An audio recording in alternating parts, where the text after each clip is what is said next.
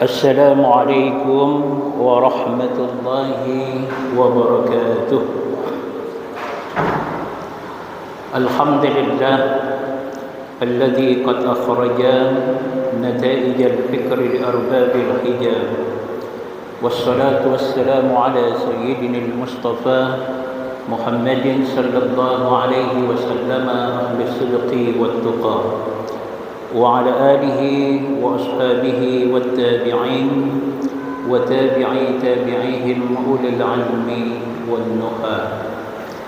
اللهم صل على محمد وعلى آل محمد. أشهد أن لا إله إلا الله وأشهد أن محمدا رسول الله. قال الله تعالى: أعوذ بالله من الشيطان الرجيم، واتل عليهم نبأ ابني آدم بالحق إذ قربا قربانا فتقبل من أحدهما ولن يتقبل من الآخر قال لأقتلنك قال إنما يتقبل الله من المتقين. وقال النبي صلى الله عليه وسلم فيما رواه الإمام ابن ماجه في سننه قال رسول الله صلى الله عليه وسلم: من كان له ساعة فلم يضحي فلا يقربن مصلانا. Ibu-ibu dan bapak-bapak, saudara-saudaraku yang dimuliakan oleh Allah Subhanahu wa taala. Rasulullah sallallahu alaihi wasallam diperintahkan oleh Allah Subhanahu wa taala untuk menceritakan kepada umatnya. Maka pada kesempatan ini kami pun meneruskan pesan Allah itu untuk menceritakan kepada kita semua. Pesan itu adalah watlu alaihim, bacakan, ceritakan kepada mereka naba abnai adama, berita besar. Tentang apa berita besar itu? Tentang dua anak Adam, yakni Qabil dan Habil. Iz qarraba qurbana, ketika keduanya memberikan korban, persembahan kepada Allah Subhanahu wa taala. Dan korban mereka itu fataqabbala min ahadihima, diterima korban salah satunya, walam yutaqabbal min al-akhar, sementara korban yang lainnya tidak diterima. Ternyata korban itu diterima. Innama yataqabbalullahu minal muttaqin. Allah Subhanahu wa taala hanya menerima korban yang dipersembahkan oleh orang-orang yang bertakwa. Maka ketakwaan ini menjadi inti dalam pelaksanaan korban, sehingga bukan darah dari hewan yang kita sembelih itu, dan bukan pula daging yang kita makan dan kita bagi-bagikan itu yang akan diterima oleh Allah Subhanahu wa taala, karena Allah Maha Kaya. Innama, yang diterima oleh Allah itu adalah takwa, ya, ketakwaan. Dan orang yang melakukannya disebut dengan muttaqin. Ibu-ibu dan bapak-bapak, saudara yang dimuliakan oleh Allah, orang yang bertakwa dalam melaksanakan sesuatu, terkhusus dengan korban ini, yang pertama, korban itu kegiatan makan.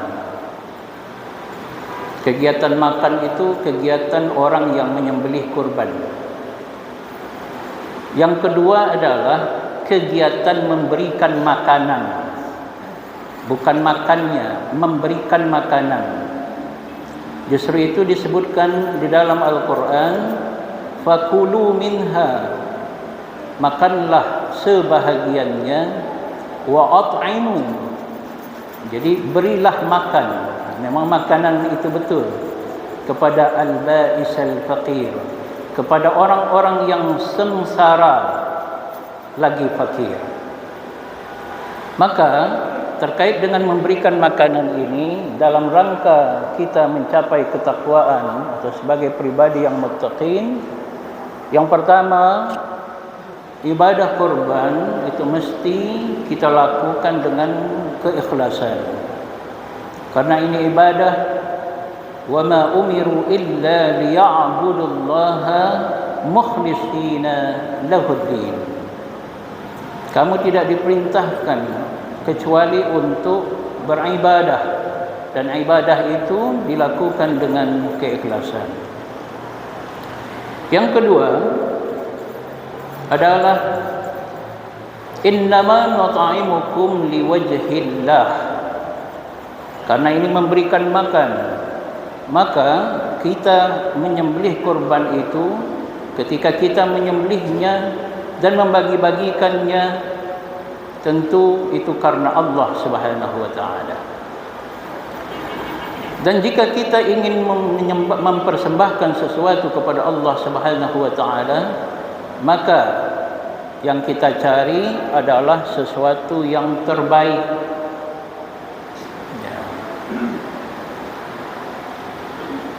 Dan diwujudkan sesuatu yang terbaik itu sebagaimana digariskan dalam sabda Rasulullah SAW, tidak buta, tidak terpotong tanduknya, tidak rusak telinganya, tidak pincang, tidak patah kakinya, dan juga berdaging, tidak kurus. Dan yang ada terakhir ini kasusnya adalah tidak sakit, yang jelas sakitnya. Makanya sekarang ada PMK, penyakit mulut dan kuku. Maka hewan korban kita diupayakan bebas dari sakit itu. Ini cerminan dari hewan yang akan dikorbankan itu adalah hewan yang terbaik. Dan hewan yang terbaik itu adalah hewan yang juga kita sendiri suka dan menyukainya. Ini bagaikan orang dulu berternak. Kalau kita tengok ada anak-anak kecil, dia beli ayam kecil yang berwarna-warna itu, kemudian dia peliharanya, dan dipeliharanya sampai besar. Dan ketika ayam sudah besar, sudah layak untuk disembelih, itu anak kecil itu ketika akan menyembelih hewan yang sudah dipeliharanya dari kecil sampai besar itu menitik air matanya, titik air matanya untuk menyembelih. Kira-kira hewan yang kita sembelih itu memang yang terbaik, yang kita sangat suka. Kemudian ketika kita memberikan, janganlah menyakiti orang yang menerima. Waktu membagi-bagikan itu jangan terlontar kata yang menyakiti orang yang menerima. Dan akhirnya karena ini diberikan kepada orang miskin, orang fakir, jangan kita mengharapkan sesuatu yang lebih dari orang-orang fakir dan miskin itu. Orang fakir miskin itu tidak perlu diajari berterima kasih. Kalau dia diberi, dia akan berdoa kepada Allah dari kalbunya sampai ke atas, mendoakan orang yang berkorban itu. Allahumma a'ti munfiqan khalafa. Dan tengoklah orang-orang miskin itu ketika diberikan memang betul berdoa dan betul-betul sangat berterima kasih tanpa perlu kita ajari dia. Semoga kita berkorban dengan penuh ketakwaan dan kita menjadi orang-orang yang muttaqin. Assalamualaikum warahmatullahi wabarakatuh.